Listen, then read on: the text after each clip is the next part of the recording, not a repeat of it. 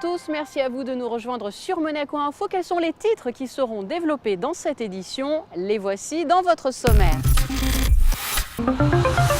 Charles Leclerc était devant la presse à Monaco sur ses terres. Extended Monaco, l'avenir numérique a été dévoilé au Yacht Club. De son côté, l'école du parc fêtait ses 10 ans d'existence. Le Focus Info de ce jeudi sera consacré au centre de la jeunesse Princesse Stéphanie. Je vous le disais en titre, débutons cette édition par du sport et plus précisément de la Formule 1. À un peu plus de 3 semaines du Grand Prix de Monaco, Charles Leclerc était de retour en principauté dans son pays afin de rencontrer la presse. Frédéric Hélion et Thomas Deus l'ont rencontré pour vous. Charles Leclerc a l'habitude de soigner ses débuts. Élu rookie de l'année en 2018, après une saison aboutie chez Alfa Romeo Sauber, sa première expérience en Formule 1, le pilote monégasque impressionne pour ses premiers pas en rouge au volant de la Ferrari. Certes, Charles Leclerc n'est pas encore monté sur le podium, mais après 4 courses, il pointe à la 5e place du classement pilote, à 5 points de son coéquipier Sébastien Vettel, un bon début de saison. C'est vrai qu'il y avait le potentiel pour faire mieux. Malheureusement, on a eu un problème à Bahreïn qui nous a coûté la victoire. Ça pouvait être pas mal de points en plus. Et après, mon erreur à Bakou qui nous a coûté certains points encore. Donc voilà, mais je pense qu'on est... je suis satisfait en général. En Formule 1, le principal point de comparaison reste son coéquipier. Chez Ferrari, Charles Leclerc montre depuis le début de saison qu'il est aussi rapide, voire plus rapide que Sébastien Vettel, quadruple champion du monde. C'est sûr que ça fait plaisir. Après voilà, il faut aussi qu'on a tous les deux, enfin il a envie de me battre et j'ai envie de le battre énormément, mais en même temps il faut bosser ensemble pour essayer d'améliorer la voiture. C'est vrai que Mercedes ont une assez grosse marge en ce moment, donc voilà, pas de vacances, il faut absolument bosser pour essayer de la rattraper le plus rapidement possible. Et pourquoi pas inverser la tendance dès le Grand Prix d'Espagne le 12 mai à Barcelone. Et sachez que vous pourrez suivre Charles Leclerc au volant de sa Ferrari sur Monaco Info puisque les courses et le Grand Prix seront diffusés en direct. Un tout autre sujet à présent, ces derniers temps, il est très souvent question de transition en principauté, transition énergétique puis transition numérique. Le reportage qui suit est justement lié au numérique avec le programme Extended Monaco qui a été dévoilé au Yacht Club en présence du souverain. La principauté aborde le virage du numérique et le projet lié à cette grande transition porte un nom, celui d'Extended Monaco. Le prince Albert II a d'ailleurs souligné que dans ce paysage inédit, Monaco se doit d'être présent. Inédit par son ampleur et singulier par son engagement responsable et durable, l'avenir numérique monégasque repose sur un plan très concret que Frédéric Ginta a exposé en totalité sur Monaco Info le 1er mai dans le cadre de l'invité de la semaine. Nous, ce que nous voulons, c'est développer l'ensemble de Monaco sur le numérique, que ce soit pour l'économie, la santé, l'éducation, la Smart City, le gouvernement et les infrastructures. Les thèmes centraux sont doubles. Comment est-ce que l'économie monégasque peut bénéficier d'un nouveau cycle de croissance grâce au numérique pour l'économie actuelle?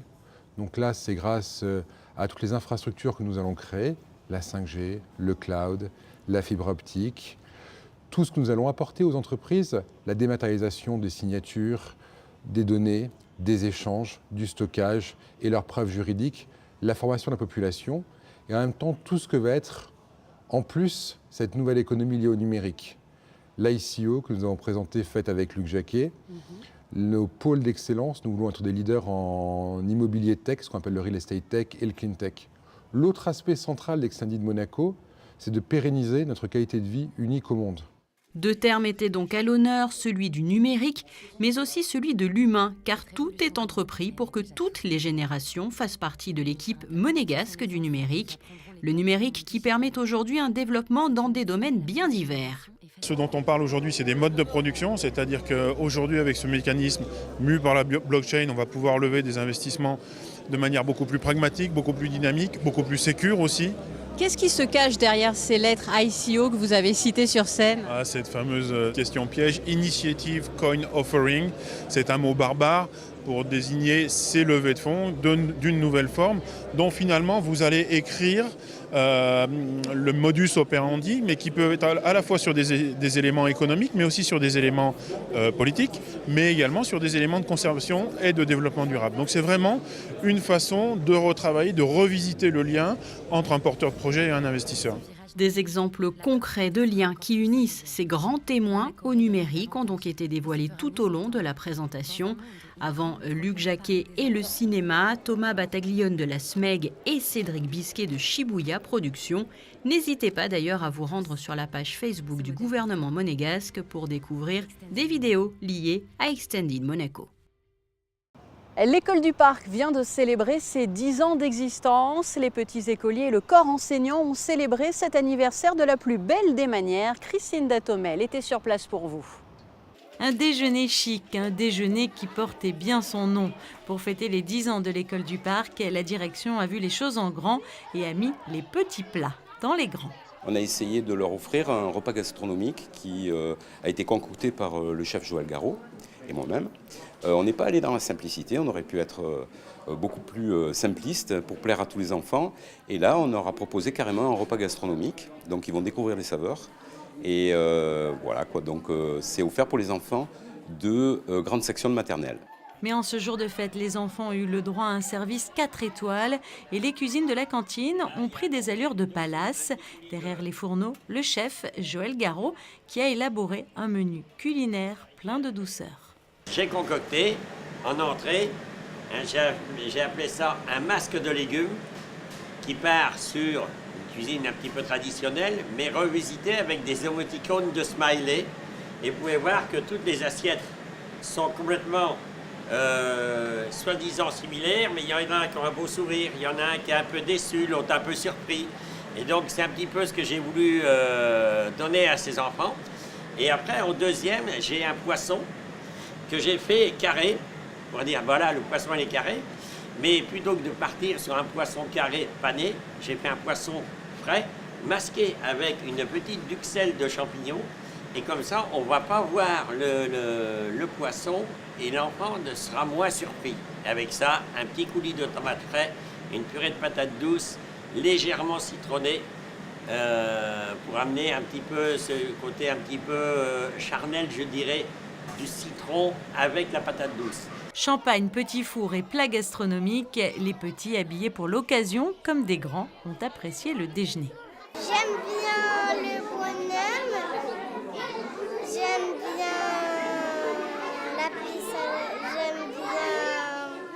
bien la pêche saladière et j'aime bien le pain. Aujourd'hui, c'est la fête, c'est l'anniversaire de l'école. On fait un repas chic pour fêter cet anniversaire de l'école. Ça pique beaucoup. C'est du champagne, champomis. Pour l'occasion, une chorale a interprété un chant spécialement créé pour cet anniversaire. Le repas s'est terminé par un carpaccio de fraises au suprême d'orange relevé par un jus au miel, à la grande joie des gastronomes en culotte courte. La vie sous-marine et sa passion, le photographe Grégory Lecoeur propose jusqu'au 29 mai plusieurs photographies réalisées sous l'eau justement. Nous avons pu le rencontrer pour vous. Les photographies qui sont exposées au Quai des Artistes, ce sont des images qui ont été réalisées dans toutes les mers du monde au cours de nombreuses explorations et reportages photos que j'ai pu réaliser ces 5 dernières années. Comme toute photo, tous les photographes animaliers, dès qu'on touche à la nature, ça ne dépend pas de nous. Donc nous, on est plutôt des témoins, on est plutôt on capture un moment, donc ça demande beaucoup de travail, beaucoup de patience, être là au bon endroit, au bon moment pour vraiment saisir l'instant. Mais c'est ce qui fait part aussi du charme de ce métier, c'est d'aller comme ça, quand on part en voyage, on ne sait pas quel cliché on va ramener, on ne sait pas trop à quoi s'attendre. Pour un photographe, c'est toujours difficile de faire des choix, on n'est pas très objectif, on est très subjectif. Certaines images vont me parler parce que derrière, il y a toute une histoire, il y a toute une expédition.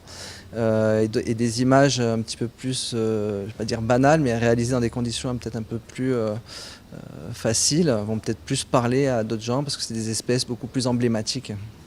Vous le savez, l'actualité monégasque se développe aussi sous forme de brève. La voici. À vos agendas, la traditionnelle braderie de la Croix-Rouge monégasque se tiendra ce samedi à l'espace Léo Ferré à Fontvieille. De 8h30 à 17h, venez faire de bonnes affaires pour la bonne cause. Une tombola sera également organisée dont le tirage au sort aura lieu à 16h. Un espace animation sera proposé pour les 3 à 12 ans tout au long de la journée. C'est aussi l'occasion de rappeler les actions et les objectifs du mouvement international de la Croix-Rouge et du Croissant Rouge en mettant en avant la diversité de leurs activités. Cette année, les fonds récoltés grâce aux achats permettront l'acquisition d'un véhicule électrique de transport de personnes. Rappelons que l'accès est libre et gratuit. Place à présent, comme prévu, à votre Focus Info et il est consacré aujourd'hui au Centre de la Jeunesse Princesse Stéphanie, une association socio-culturelle qui propose à ses adhérents à partir de 8 ans tout au long de l'année plusieurs activités et différents ateliers. Voici ce Focus Info réalisé par Dominique Poulain, Alexandra Paolini et Clélia Renaud.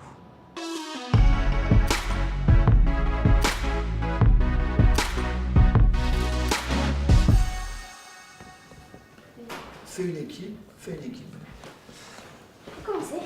Bah vas-y. Salma. Max.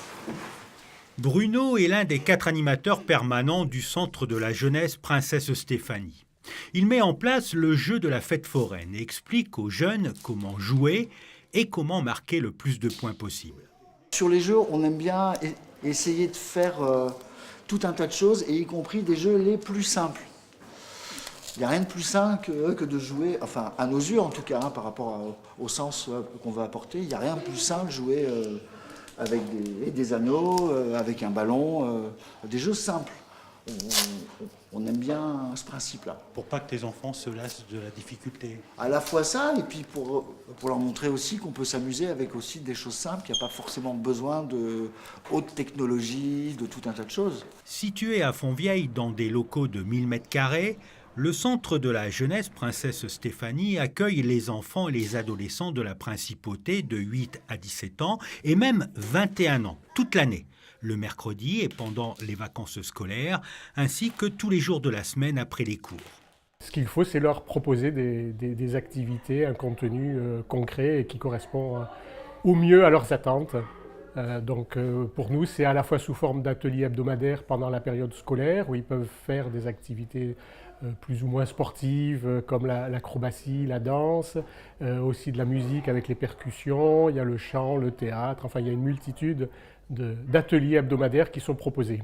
L'espace fonctionne en structure ouverte, c'est-à-dire que les jeunes prennent une adhésion et ont accès au centre quand ils le souhaitent pendant les heures d'ouverture. On essaye de se différencier, bien entendu, et entre autres en partant dans l'idée qu'un jeune, à partir du moment où il a envie de faire une activité, il faut qu'il puisse y trouver sa place. Il n'y a en aucun cas une idée de concours, de podium. Chacun, à partir du moment où la motivation est forte, doit pouvoir et peut réaliser ses projets. Ici, pas le temps de s'ennuyer pendant les vacances. Il y a tout ce qu'il faut pour passer un moment sympa. Ping-pong, baby-foot, jeux de société et de nombreux ateliers. On fait une tour et il faut enlever les pièces petit à petit. Et si on fait tomber la tour, on a un gage. J'ai voulu faire du théâtre et ici il y avait du théâtre. Alors ma mère elle m'a inscrit ici et comme il y a des stages pendant les vacances, je viens jouer ici. Et ça te plaît? Oui, ça me plaît parce qu'on se fait des amis et il y a plein d'activités comme le Jenga, le puissance 4, le baby-foot, le ping-pong. Maman, elle savait qu'il y avait des activités là-bas, donc moi, elle nous a proposé plein d'activités et avec Anaïs on fait le théâtre et moi je fais la batterie. Des ateliers spécifiques sont proposés comme l'atelier de jardinage. Le but étant de sensibiliser les jeunes sur la thématique du développement durable afin qu'ils adoptent les gestes éco-citoyens. On va planter des aromatiques dans tous les compartiments de terre. Comment tu reconnais les aromatiques ou les plantes ou les fleurs? Tu passes les feuilles. Là, tu fais ça. Et tu sens tes Parce doigts. que, en fait... Bah, sauf que là, t'as les gants. Oui, mais... Parce qu'en fait, ça a des odeurs différentes. La majorité de ces enfants et adolescents vivent en ville et ont perdu cette relation avec la nature. Ils ne connaissent que les fruits et légumes sur les étalages des supermarchés ou encore que les fleurs coupées. Les objectifs pédagogiques sont nombreux autour de ces carrés potagers, découvrir et comprendre le cycle de la vie et stimuler les 5 sens, surtout l'odorat, le toucher et la vue. L'idée, c'est un peu de les sensibiliser à un mini-jardin, quoi. C'est ça, surtout, c'est le plus important. Pour ceux qui n'ont pas la main verte, le centre propose des activités sportives. La danse est l'une d'elles. Cet atelier offre une balance entre l'apprentissage de la technique et de la création. J'adore bouger, j'en fais tous les jours, je sais pas. J'adore la musique. Tu peux te défouler, danser, montrer ce que tu as en toi. Et pareil, tu peux aussi choisir tes pas. Tu peux apprendre vite. T'es plus souple quand tu fais la danse, je trouve. Et voilà. J'aime bien la musique et donc j'aime bien danser aussi. Alors je me suis dit que je vais faire des stages de danse. C'est superbe. C'est difficile de retenir la chorégraphie dans sa tête? Ça va, surtout si elle n'est pas très compliquée, mais sinon ça va. Comment on fait avec les pompons? Il ne faut pas se tromper de côté, de sens? Non, mais au fur et à mesure, quand tu l'as fait, ça va.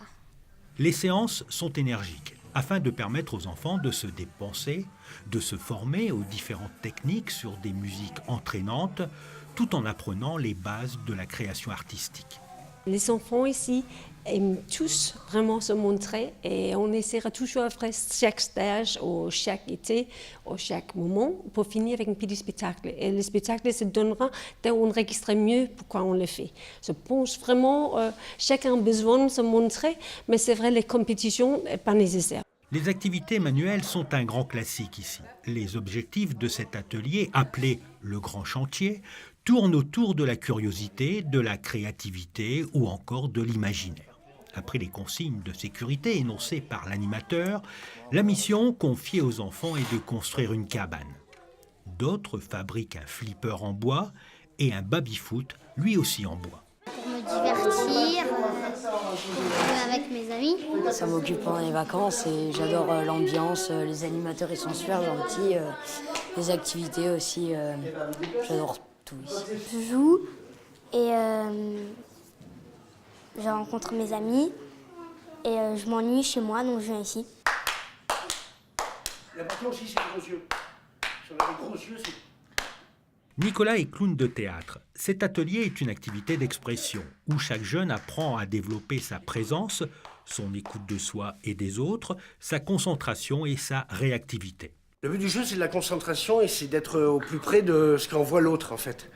Dès qu'il envoie une énergie, il faut la réceptionner et de ne pas être en retard par rapport au claquement des autres. Donc d'être à l'écoute, en fait. D'être à l'écoute de ce qui se passe autour, d'être à l'écoute de l'autre. L'atelier cuisine, salé ou sucré, pour les jeunes, part d'un constat simple. Il n'est jamais trop tard pour s'initier au plaisir de travailler de bons produits.